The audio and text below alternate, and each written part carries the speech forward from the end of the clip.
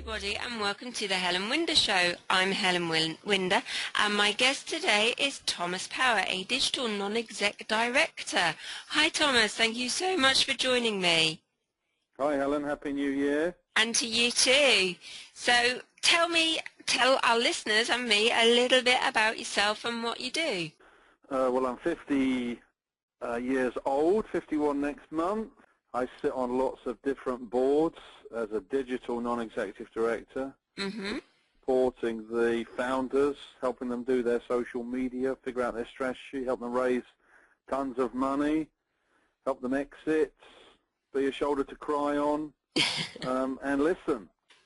Okay, fantastic. So as a digital non-executive, what do you do? How can you help people? How can you make a difference? Is it down to their messages, the infrastructure of social media and how to get the best of it? What is it? The hardest thing directors face in big co's, old co's, new co's is making decisions. Yeah. And making decisions require that you have context around the market, context around the channels, context around the skills available, context around the different ways people see markets. And so I try and help directors have all the choices in front of them and leave them to decide. I don't like to choose for them.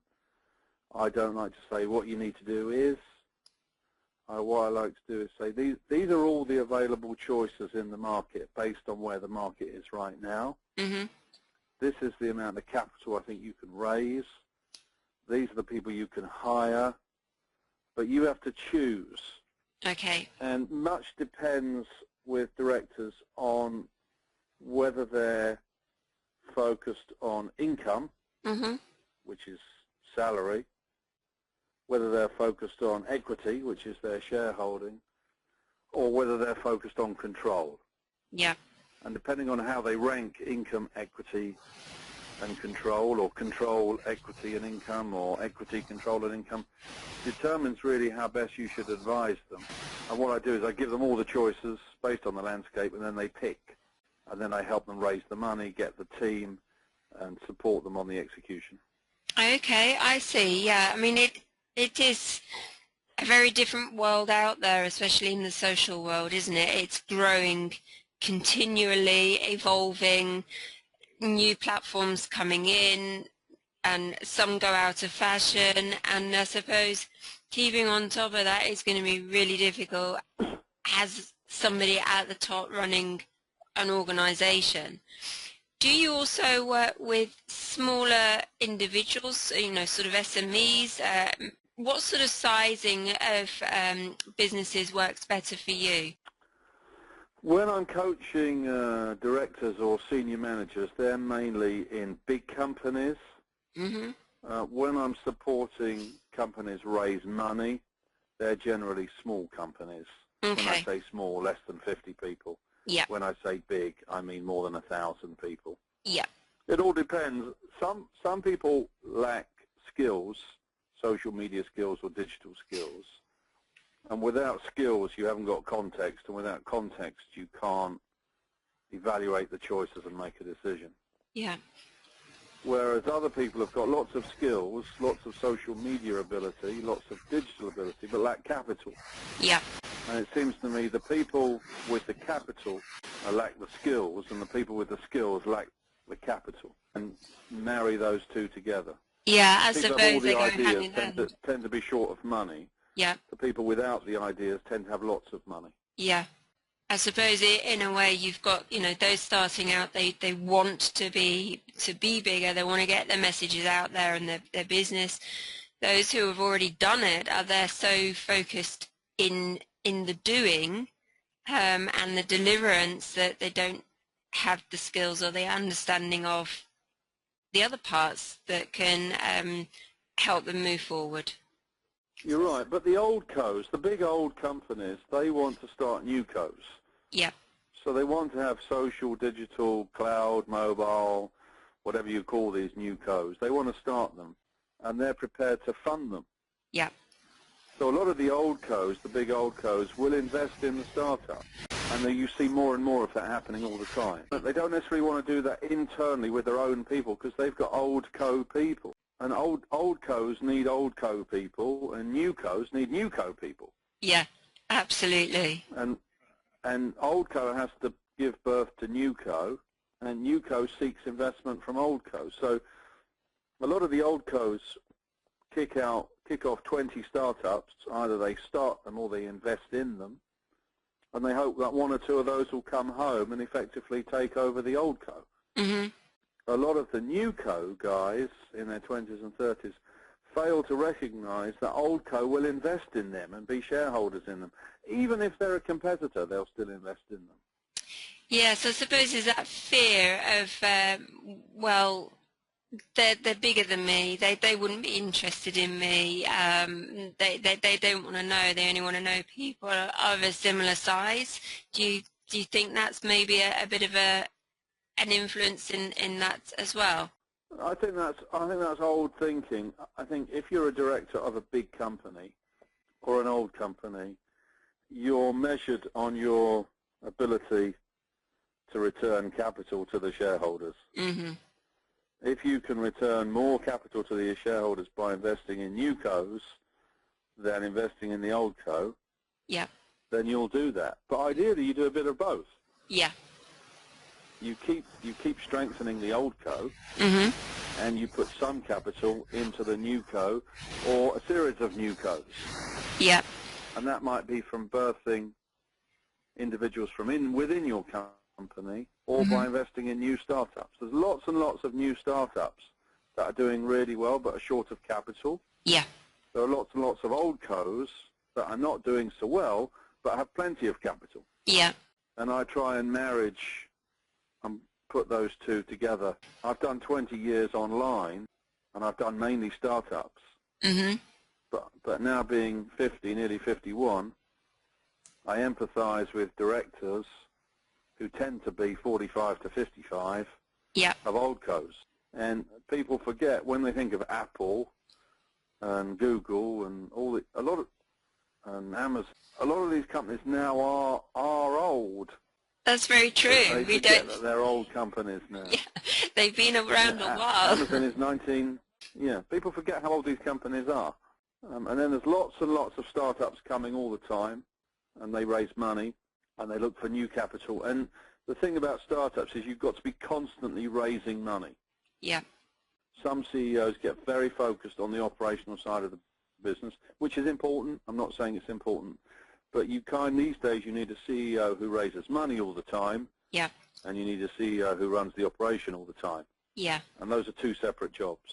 They are absolutely. And they can't really very be different. combined anymore. I don't think they can be combined anymore. No, they can't. That's very true. I mean, even in, smaller businesses, you have to have two people minimum to get the ball rolling, to want to deliver and focus on the deliverance and want to focus on the financial. It's so important having, Yeah, been there you need a myself. CEO for the money. Yeah. And you need a CEO for the mousetrap. Yeah, absolutely. So it's money and mousetrap. Definitely, fully agree with you there. So if somebody's starting out or has already started but is stuck, needs that investment, needs those connections, what would be your top tips for them to get onto the right tracks? Okay, well, if you're starting out, you're right at the beginning of a new idea or a new approach. Yeah. The most important thing is the board of directors that you hire, specifically the non-executive board of directors, or the outside directors, as they say in the United States. Yeah. But the non-executive outside directors that you get on your top team, because they'll attract capital. And you probably need up to half a dozen of those that cover all the industry segments that you're choosing to attack. Mm-hmm. So you probably need half a dozen non-executive directors if you're starting out. If you're stuck, that's different, because if you're stuck, that's normally to do with you as the founder or CEO. Mm-hmm. And there's a principle called the Peter Principle. Mm-hmm. And the Peter Principle means that you rise to your level of incompetence. Okay, so you can only get to the level of your ability. You can't get beyond that. Yeah. And when you reach the level that's beyond your ability, then you have to bring in somebody else who's better than you. Yeah, of course. You know, if you pay someone £50,000, you get one level of quality. If you pay someone £250,000, you get another level of quality. Yeah. If you pay someone £500,000, you get another layer of quality. And if you pay someone £1 million, you get another level of quality, which is why directors of very big companies tend to be paid millions of pounds. Yeah. And directors of small companies tend to be paid tens of thousands of pounds, or sometimes hundreds of thousands of pounds. Yeah, of Skill course. level is directly proportional to the rate you pay for the labour, and you really do get what you pay for when you buy labour.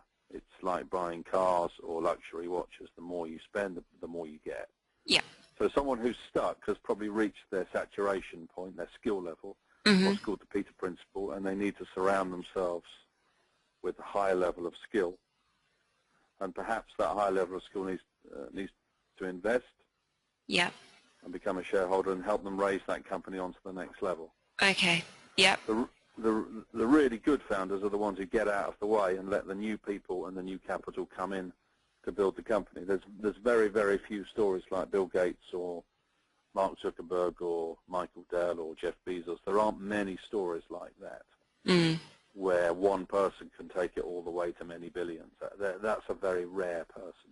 Yeah, absolutely. But for Skill startups, sets. it's all about the board. If you look at Penny's business cafe that she's starting now, it's all about the assemblance of the board, the non-executive directors, the raising of the capital. She has the plan figured out.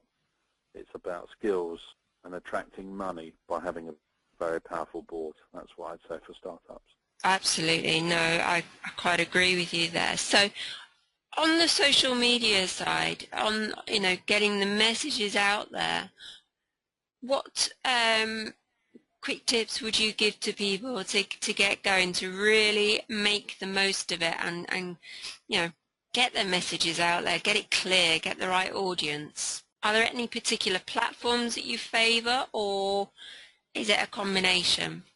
I do particularly like certain platforms. I'm a big fan of Twitter, as you know, but I love Facebook, I love LinkedIn.